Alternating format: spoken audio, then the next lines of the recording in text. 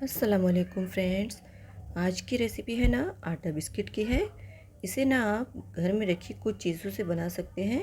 इतने मज़ेदार क्रिस्पी और क्रंची बिस्किट बनते हैं कि जिसे भी आप खिलाएंगे ना किसी मेहमान को, वही आपसे पूछेगा कि आपने इसे कैसे बनाया है।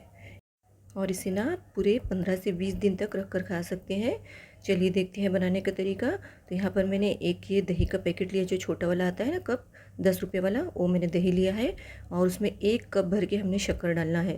मैंने यहाँ पर प्याले के नाप से लिया है, किसी भी एक नाप से आपने सारे मेजरमेंट करने हैं। अब इसे हमने अच्छे से घोल लेना है, दही के साथ में हमने अच्छे से इसे घोल लेना है। एक बार आप इस तरह से दही से बना कर देखना, बिस्किट बहुत अच्छे बनते हैं। तो इस तरह से हम घोल कर रख देंगे कुछ देर के लिए, जब तक थोड़ी सी ये मेल्ट हो जाएंगे इसमें शक्कर। तो यहाँ पर मैंने 2 कप इस प्याले के नाप से आटा लिया है। इसी नाप से मैंने 1 कप शक्कर ली थी। और इसमें हमने डाल देना है सूजी। तो आधा कप मैंने सूजी ली है और आधा कप डेसिकेटेड कोकोनट डालना है। इससे बहुत अच्छा टेस्ट आएगा और सूजी से बहुत अच्छा क्रंच आएगा। और आधा कप ही मैंने यहाँ पर सफ़ेद वाले तिल लिए हैं, ये 3 चम्मच के जितना होगा। और यहाँ पर आधा कप ही मैंने घी लिया है। सारे मेजरमेंट का आपने ख्याल रखना है। तो तिल से ना बहुत अच्छा क्रंच आएगा। जो बेकरी के हम तिल वाले मकरोन्स खाते हैं ना, बिल्कुल वैसा ही टेस्ट इसका आएगा। और इसे हमने घी डालकर सारी चीज़ों को, इंग्रेडिएंट्स को हमने खूब अच्छे से मिक्स करना है। और ये देखिए इस तरह से मुट्ठी बनना चाहिए। तो इसका मतलब है कि हमारा जो मोयम है अच्छे से हो गया है। घी की क्वांटिटी आपने ध्यान रखना है। अब यहाँ पर हम शक्कर को चेक कर लेते हैं। तो शक्कर देखिए पूरी हमें पिघलाना नहीं है, थोड़ी सी शक्कर इस तरह से दिखना चाहिए। तो ये इस तरह से शक्कर हम रखेंगे ना, तो इससे भी बहुत अच्छा क्रंच आने वाला है बिस्किट्स में। तो इसी तरह से अब हम इसी से हमने इसे गूंदना है आटे को। तो थोड़ा थोड़ा करके डालेंगे और अच्छे से मिलाते जाएंगे। तो ये दही और शक्कर वाला जो मिक्सचर है, इसे हमने थोड़ा थोड़ा करके डालते जाना है और अच्छे से आटा गूंदना है। तो ये सारा इस्तेमाल हो जाएगा और हमें बिल्कुल भी पानी की ज़रूरत यहाँ नहीं पड़ेगी। अगर आपको लग रहा है कि सूखा है आटा, थोड़ा सा इसमें हमें और पानी चाहिए, तो आपने इसमें थोड़ा सा पानी का छींटा लगा देना है।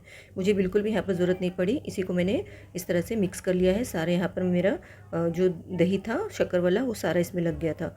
और देखिए इस तरह से हमने इसको गूंद लेना है। आपने है ना बिल्कुल भी एक्स्ट्रा मेहनत करने की ज़रूरत नहीं है, इसमें बिल्कुल भी मुक्की लगाने की ज़रूरत नहीं है। इसी तरह से हमने इसे रख देना है। तो मैंने इसे 10-15 मिनट के लिए इसी तरह से रख दिया था कि सूजी थोड़ी जो फूल जाए। इसमें हमने सूजी भी ऐड की है। तो सूजी जब फूल जाएगी ना, तो ये आटा थोड़ा सा और हार्ड हो जाएगा और सख्त हो जाएगा। तो अभी यहाँ पर देखिए 10 मिनट के लिए मैंने इसे रखा था। अब मैं इसे 2 पीस में डिवाइड कर रही हूँ इस तरह से, क्योंकि ये बहुत बड़ा है। तो इसे हम 2 टुकड़े में डिवाइड करेंगे और 2 बार में इसे हमने बनाना है। बस इसे इसी तरह से हमने मलते जाना है और इस तरह से हाथों से दबा दबा कर इसके लंबाई में इस तरह से शेप देना है। बस इस तरह से दबाते जाएंगे और इस तरह से शेप देते जाएंगे कि ये फटे नहीं बीच में से। मुक्की बिल्कुल नहीं लगाना है, बस इसी तरह से हाथों से ही हमने इसका शेप इस तरह से दे देना है। तो देखिए इस तरह से लंबाई में मैंने इसे शेप दे दिया है और अच्छा चिकना सा बना लेंगे। और ये इसकी साइड को भी देखिए इस तरह से हमने कर लेना है कि साइड का जो हिस्सा है वो बेकार ना हो। उससे भी हमने अच्छे से दबाकर इसे भी इक्वल कर लेना है। अब इस तरह से देखिए मेरे 2 पीस यहाँ पर बन गए। तो अब हम इसे थोड़ी देर के लिए रख देंगे फ्रिज में, कम से कम आधे घंटे के लिए।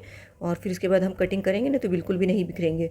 तो आधे घंटे के लिए मैंने इसे फ्रिज में रख दिया था और फिर उसे हमने कट कर लेना है। तो इस तरह से बहुत पतले पतले पीसेस में हमें इसे कट करना है। आधे इंच के गैप से हम इसे कट कर लेंगे। इससे भी पतले आप कर सकते हैं तो करना। जितने पतले होंगे ना उतने ही क्रंची बनेंगे ये बिस्किट्स। तो ये देखिए इस तरह से थोड़ा सा इसे लेवल कर लेंगे।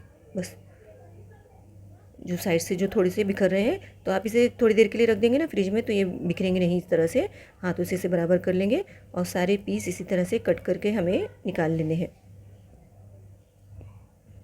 तो देखा आपने कितना आसान है इसे बनाना। ना इसके लिए किसी मोल्ड की ज़रूरत है, ना ओवन की ज़रूरत है। और जब भी बिस्किट बनकर तैयार होंगे ना, तो आप इसका टेस्ट आपको जब पता चलेगा, जब आप इसे बनाएंगे और इसे खाएंगे, टेस्ट करेंगे। और इसी तरीके से दूसरा वाला भी मैंने कट करके तैयार कर लिया है। माशाल्लाह देखिए कितने सारे हमारे बिस्किट्स बन गए हैं। और 2 कप हमने सिर्फ आटा लिया था।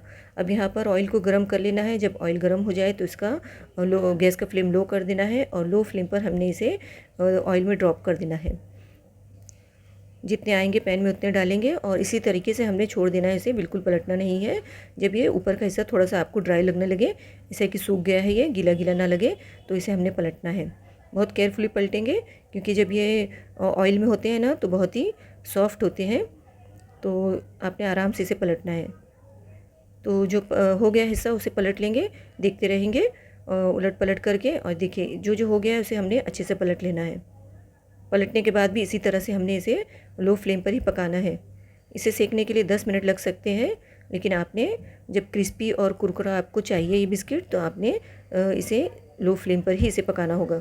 और देखिए, जो ऊपर नीचे करने के बाद हम देख लेंगे, चेक कर लेंगे, जो दोनों साइड से अच्छे हो गए हैं उसे निकाल लेना है। और इसी तरीके से सारे बिस्किट्स को हमने फ्राई कर लेना है। 3 बार में मेरे बिस्किट सारे फ्राई हो गए थे। और देखिए माशाल्लाह इतने क्रंची बिस्किट्स बने हैं ना, और इसमें जो तिल का फ्लेवर है ना, बहुत ही अमेजिंग है, बहुत ज़्यादा टेस्टी होता है। तो फ्रेंड्स, उम्मीद है रेसिपी आपको पसंद आई होगी। रेसिपी पसंद आए तो प्लीज़ लाइक करना और शेयर करना अपने दोस्तों के साथ। मेरे चैनल पर नए हो तो सब्सक्राइब भी करना। मिलते हैं एक नई रेसिपी के साथ। अल्लाह हाफिज़।